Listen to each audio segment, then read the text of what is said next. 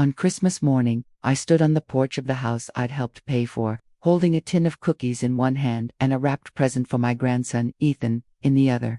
I was wearing the same scratchy sweater he once said made me look like a snowflake. When Amanda, my son's wife, opened the door, she didn't smile or even say hello. She just looked at me with tired eyes and said, "You're not welcome here," like she'd been practicing those words in front of a mirror. Behind her, I heard Ethan's little voice calling, "Is that Grandma?" But Amanda shifted her body so I couldn't see him. My heart squeezed tight, but I didn't beg to come in or ask why.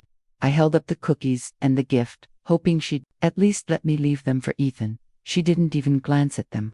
"Leave them on the step," she said flatly, and tried to shut the door in my face. My hand moved without thinking and held the door open just a little. I reminded her calm as I could, "Amanda, I co-signed the loan on this house. Don't forget that." She rolled her eyes and snapped that I'd brought it up every holiday like I thought it meant I could barge in whenever I pleased. My chest burned with anger, but I didn't yell. I just took a slow breath and said quietly, "Good luck with the mortgage." Then turned and walked back to my car. My hands were trembling, but not because I was sad at least. Not only sad, she'd been shutting me out for years, little by little, until I hardly recognized the family inside that house. When I sat in the driver's seat, I looked at the front window and saw a shape move behind the curtain. Maybe Brian, maybe Ethan, but whoever it was, they weren't coming out. They'd chosen to let Amanda speak for everyone. I started the car, turned the heater up high, and drove away without looking back. As I drove past dark gas stations and houses lit up with Christmas trees, I thought about the mortgage papers and how, if I needed to, I still had rights as part of. That thought didn't make me happy exactly, but it made me feel like I wasn't helpless. Eventually, I parked outside my apartment building and sat there for a while, staring at the gift I'd brought for Ethan, a little NASA kit he would have loved. Inside, the place smelled like pine cleaner and the pot roast I'd cooked, hoping someone might call me last minute to say, "Come over, Mom, we changed our minds." But no one called. I set the cookies on the counter and unwrapped Ethan's gift, placing it next to my dinner plate that was still waiting. I poured half a glass of cheap wine, leaned in the kitchen doorway, and chewed a few bites without tasting any of it. The quiet in the room felt heavy, like it was pressing on my shoulders. I turned on the TV for company and muted it, letting the moving pictures fill the space. My eyes drifted to the old photo of Ethan in his little reindeer pajamas, frosting on his cheeks, hugging my legs like he never wanted to let go. I picked up the picture of Ethan in his little reindeer pajamas and straightened it on the shelf.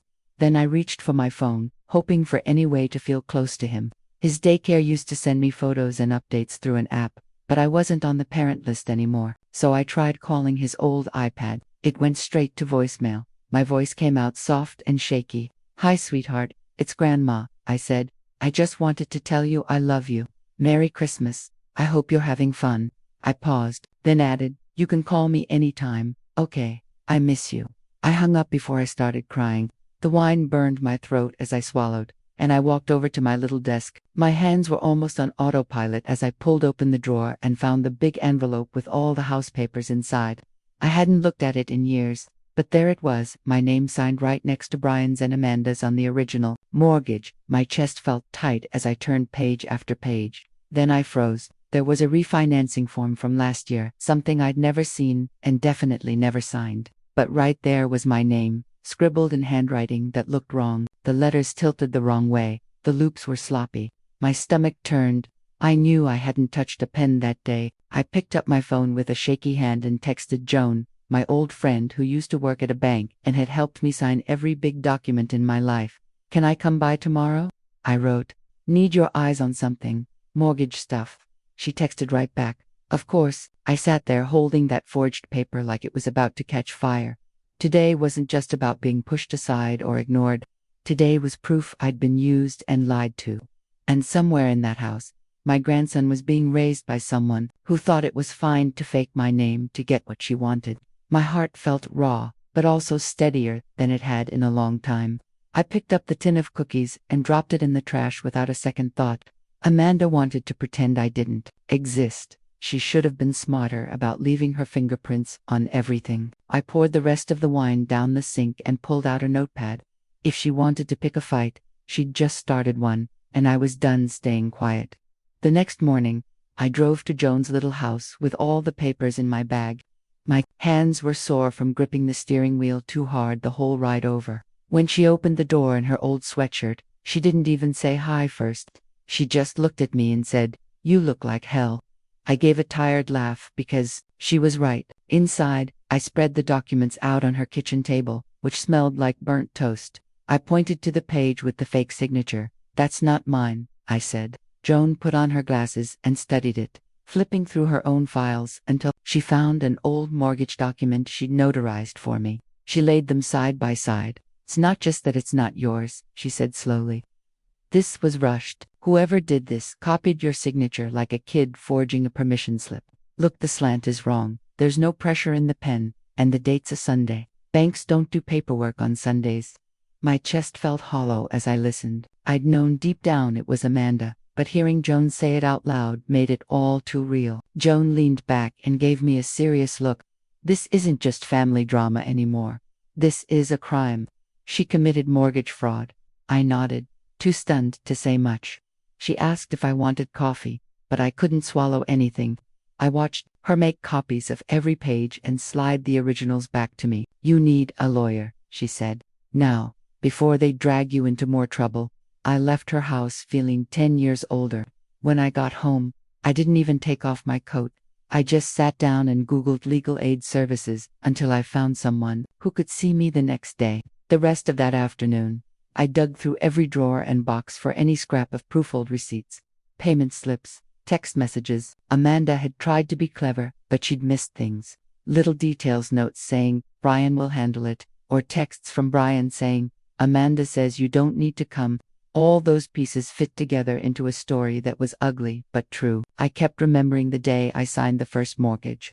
How Amanda could barely say thank you. How Brian hugged me a little too long. And how I told myself family always came first. But now I could see exactly what had happened. They needed me until they didn't. And when I wasn't useful anymore, Amanda just made up her own rules. That night, I pulled out a yellow notepad and wrote across the top, "Things to remember." I sat on the couch that night in my old sweats, with my laptop open, feeling exhausted but also more clear-headed than I'd been in years. I started a list on a yellow notepad called Things I Regret, and number 1 was trusting Amanda with anything more important than a casserole. I scrolled through a dozen websites about what happens when a cosigner gets tricked, and what you can do if someone forges your name. I wasn't scared anymore. I was tired, yes, but under the tiredness was something sharper, like a spark. I knew I wasn't just going to fix this. I was going to make sure Amanda understood exactly what it cost to push me out. By the time I walked into the legal aid office the next afternoon, I felt like I'd aged 10 years from digging through old papers and replaying every single moment I could remember with Brian and Amanda. Trying to pinpoint when things turned so cold, the lawyer Alina looked younger than I expected, maybe in her early 30s, with sharp eyes that didn't waste time. I set the folder down on her desk, showed her the refinance form with my fake signature, and passed over the copies Joan had made. Alina flipped through the pages without blinking. "This is textbook mortgage fraud," she said in a calm, steady voice. "You're a legal conner. Any refinancing without you is invalid. Depending on what they did with the money, this could count as theft." My heart thumped so hard I thought she'd hear it. She laid out my options: press charges, freeze any new transactions, or go to court and force the sale of the house, which would trigger an audit to see where every dollar had gone. "You'd likely get your share," she said, "but it will get ugly fast." I stared at the pile of papers between us. "It already is," I told her. She suggested I go home and think it over, but I didn't need time. I walked out, sat in my car, and called Brian before I even buckled my seatbelt. He picked up on the 4th ring, sounding like he'd just woken up. "Hey, Mom." I didn't bother saying hi. My voice was flat. "We need to talk now." He hesitated. "Amanda's not here." "Good," I said. "I'm not talking to her. I'm talking to you." 5 minutes later, I was parked out front. Brian came out in old sweatpants and a hoodie, rubbing his eyes like a kid. He climbed into the passenger seat, and for a minute, we just sat there in heavy silence. "Did you know about the refinance?" I asked. He didn't answer right away. "Brian," I said again, firm this time. He let out a long breath. "Amanda said we'd lose the house if we didn't do it. She said you'd never agree." My hands tightened on the steering wheel. So you let her forge my name? He wouldn't look at me. I didn't see it until afterward. I thought, maybe it wouldn't matter. I turned to him, my voice slow and steady. It matters. And you let her erase me from something I signed to help you. His shoulders slumped. I'm sorry, he whispered, but it didn't mean much to me anymore. I wasn't there for apologies. You need to fix this before I do, I said. I've already met with a lawyer. And if you think Amanda's lies end here, you're wrong, he nodded without looking up. I'll talk to her. No, I said firmly. You'll listen. She's going to panic. When she does, don't you dare cover for her again. He got out of the car without another word, his head hanging like a kid caught cheating on a test. That night, Amanda called me. I let it go to voicemail. Then she sent a text. You don't want to start a war you can't finish. My jaw clenched. I hit record on a voice memo and read her message out loud so I'd have proof, then blocked her number. She needed to know I wasn't bluffing. The next morning, someone slid an envelope under my door, no return address. Inside was a blurry photocopy of my driver's license and a typed note that said, "Careful what you dig up." I didn't flinch. I added it to my folder, stapled it to the forged mortgage paper, and wrote across the top in red marker, "Evidence." If Amanda wanted a war, she'd just sent her first threat. 3 days passed without a word from Brian, no texts, no calls, no knock at my door. I'd like to say I used that time to rest, but the truth is I barely slept. My mind kept circling back to Ethan, wondering what Amanda was telling him about me and if he believed any of it. On the fourth morning, I got a text from an unknown number. "Hey Miss Collins, it's Lisa from Ethan's daycare. Ran into an issue and thought you'd want to know." I blinked at the screen, trying to remember her face. Lisa used to sit behind me at church before Amanda insisted they stop going. My heart thudded. I called her right away. Her voice was quiet but kind. "I probably shouldn't be doing this," she said, "but I found something in Ethan's cubby, and I thought you'd want to see it." 20 minutes later, I was on my way. I was parked out front of the daycare when Lisa slipped out the side door, looking around like she was doing something secret. She handed me a folded piece of paper and whispered, "He drew this last week." He didn't say much, but it felt important. I thanked her, then sat in my car and opened the paper. My heart squeezed the moment I saw it. Ethan had drawn a house with 3 stick figures, a tall one, a medium one, and a small one, and way off to the side, behind a window, was a 4th figure with a sad face scribbled in blue crayon. Underneath, in his big, blocky letters, he'd written, "Grandma is outside." My throat tightened so much I could hardly breathe. I ran my fingertips over the crayon lines, and something broke in me, not from anger but a deep, heavy kind of sadness. Sadness that Ethan was already learning what it felt like to be left out. That the people who were supposed to love each other no matter what were teaching him that love could be taken away. I drove straight home, made a copy of the drawing, and scanned it into my phone. I pulled up Brian's contact and sent it without any explanation. No guilt trip, no lecture, just the picture. 10 minutes later, my phone rang. I let it buzz twice before answering. Brian's voice was soft. I saw it. My voice was tight. "What did he say when he drew it?" "He just told Lisa he missed you, that's all." My chest burned. "And what did Amanda tell him?" Silence. "Brian, finally," he whispered. "She told him you were too busy now, that you didn't want to see him." My jaw clenched so hard it hurt. "That's a lie, and you know it. He's going to grow up knowing you let her say it." "I'm sorry," he said, but I was tired of hearing it. My voice came out sharper. "You keep saying that, but you're still letting her run everything. Your son is drawing pictures of being shut out, and you're just watching it happen." He didn't say anything. I took a breath and tried to soften. Just a little. "Brian, I don't need you to fix Amanda, but I need you to decide what kind of man you want to be.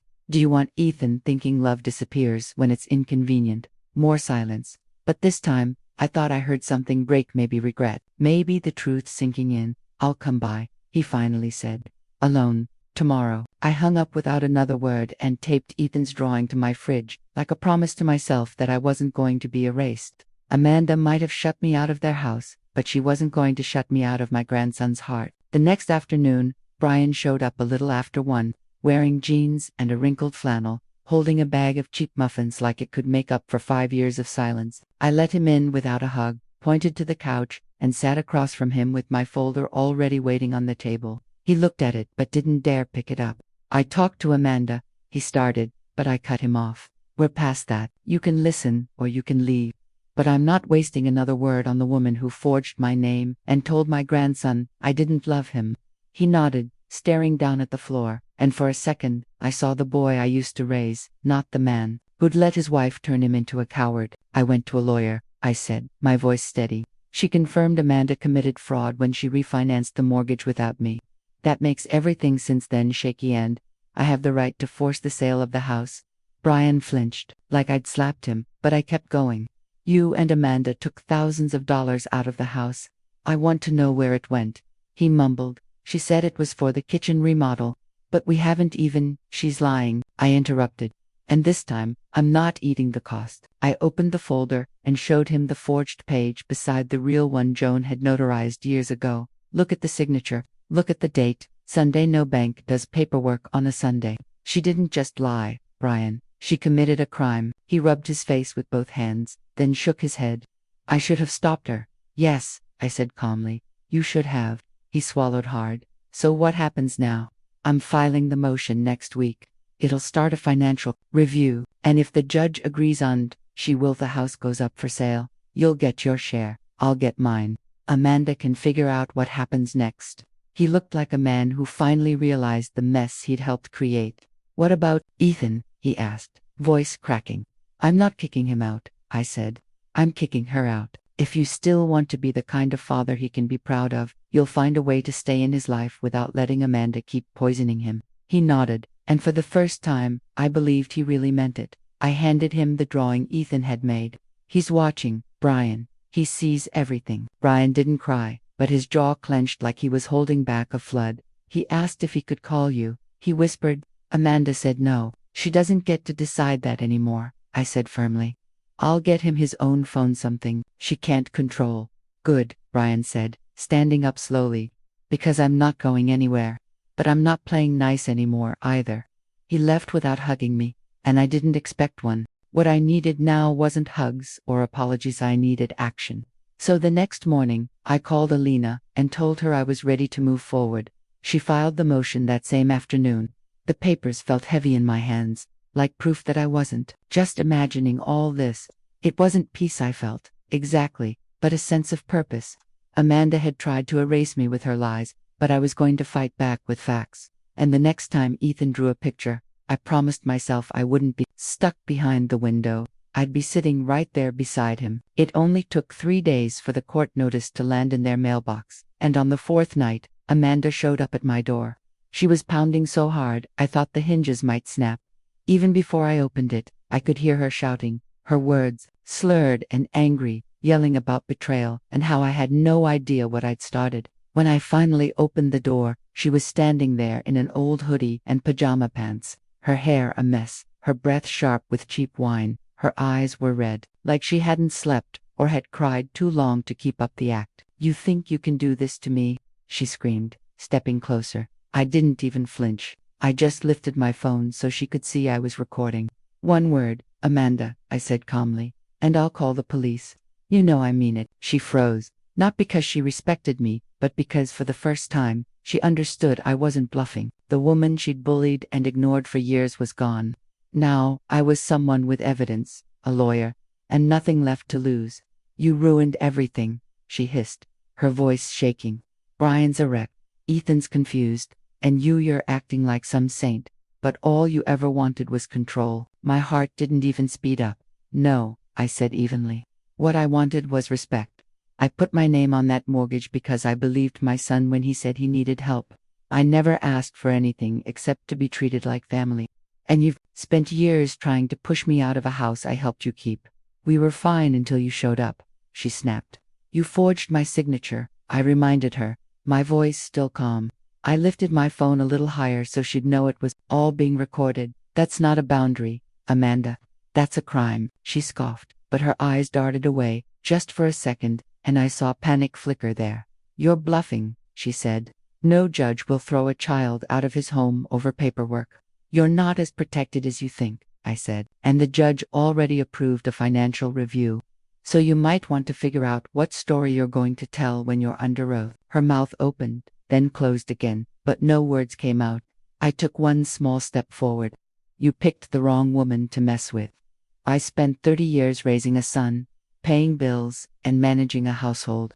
You think I can't handle one entitled liar with a wine problem? She stepped back, her face pale, her voice cracking. You'll regret this, maybe, I said, and shut the door slowly, locking it without looking at her again. I leaned against it for a second. My heart was racing, but I didn't feel scared. I felt steady, like I'd finally drawn the line I should have drawn years ago. I texted Elena right away to say Amanda had shown up, and that I had part of the encounter recorded. She wrote back in minutes. Good. That's harassment. Save it. This helps us. I sent her the audio, then poured a glass of water and stood in the kitchen, staring at the fridge where Ethan's drawings still hung. I traced the crayon letters with my fingertip and thought about him sleeping in that house, not knowing everything was about to change. I didn't want to take his home away. I just wanted to protect what little innocence he still had left. Amanda started this fight when she chose lies over honesty. And tonight, she cracked because she finally saw her whole house of cards falling apart, one piece of paperwork at a time, and I would keep going until the truth stood tall in its place. The next morning, I found a voicemail from Brian, timestamped just after midnight. His voice sounded raw and tired, like he was calling from his car. I left, he said, voice shaking. I couldn't do it anymore. She threw a mug at the wall and told me to pick a side. I picked Ethan. I'm at a motel off Route 3. I don't know what to do next. I listened to it twice before I called him back.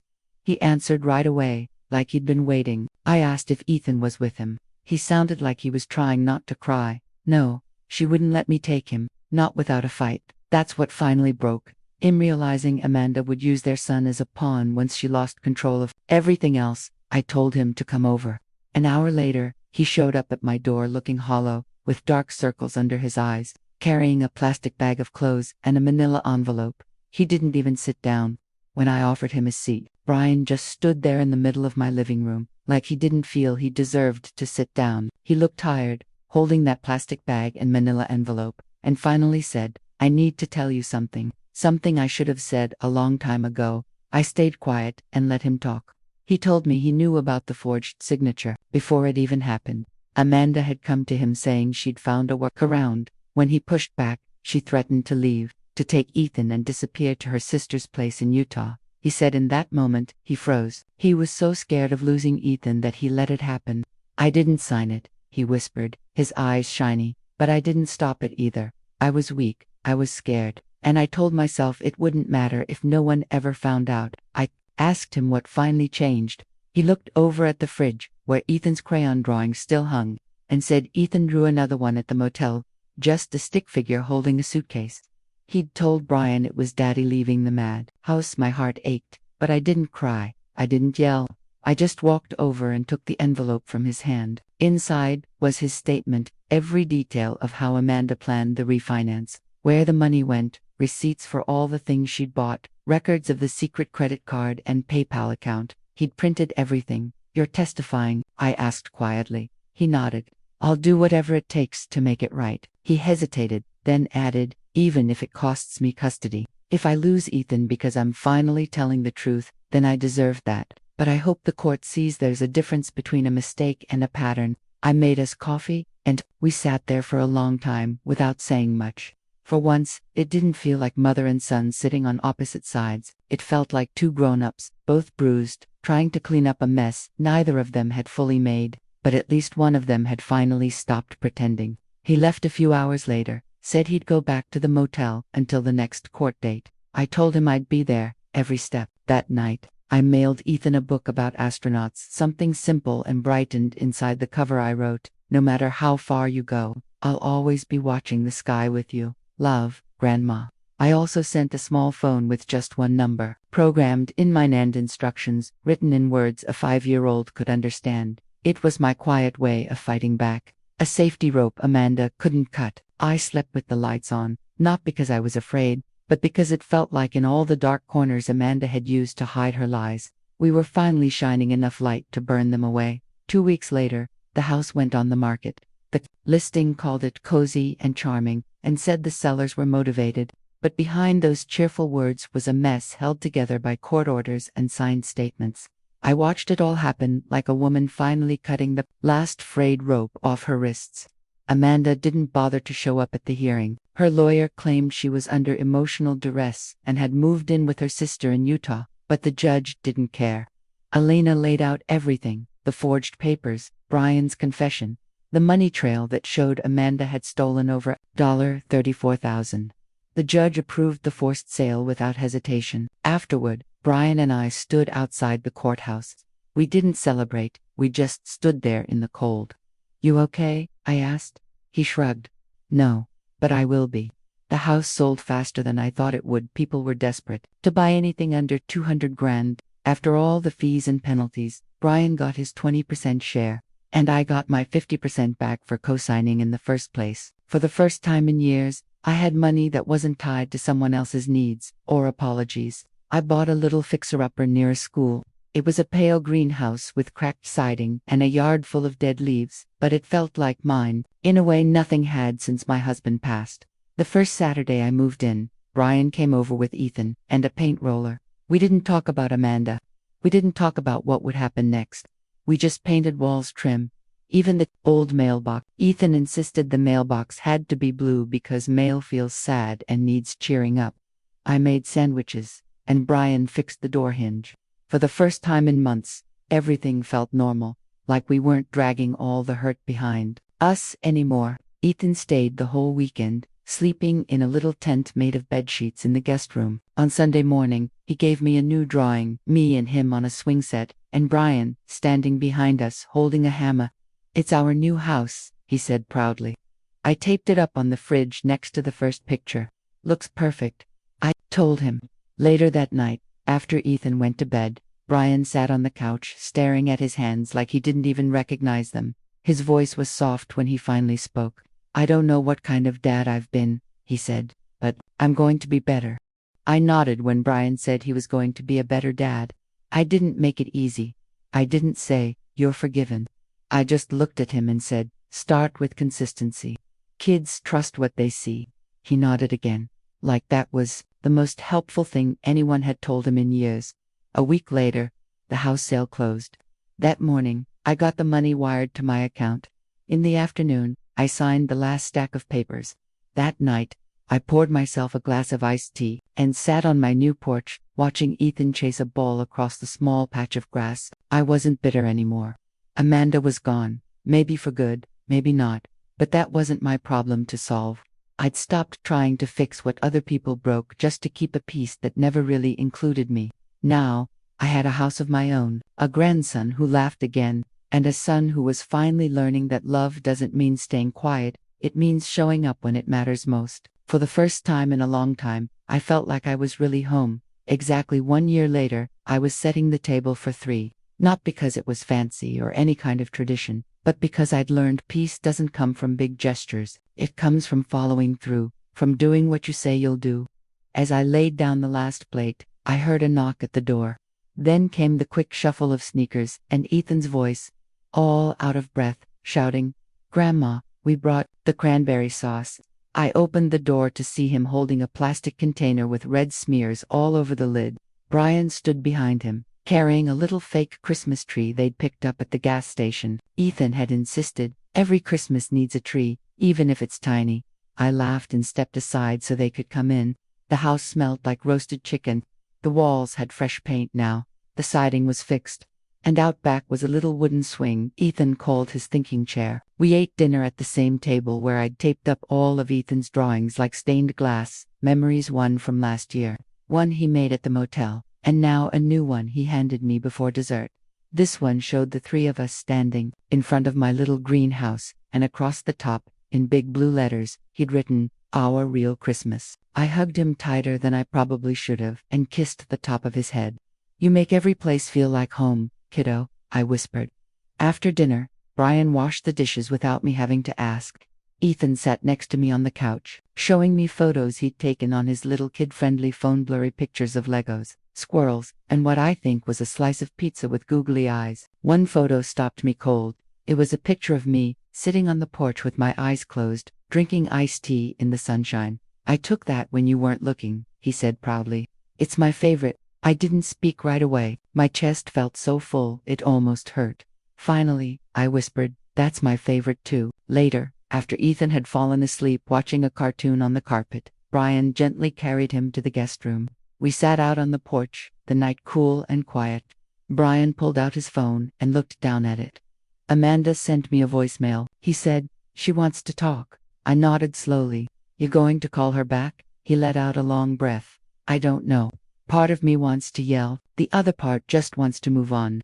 I didn't tell him what to do. I just said, "Do what keeps Ethan safe and you sane. That's all that matters now."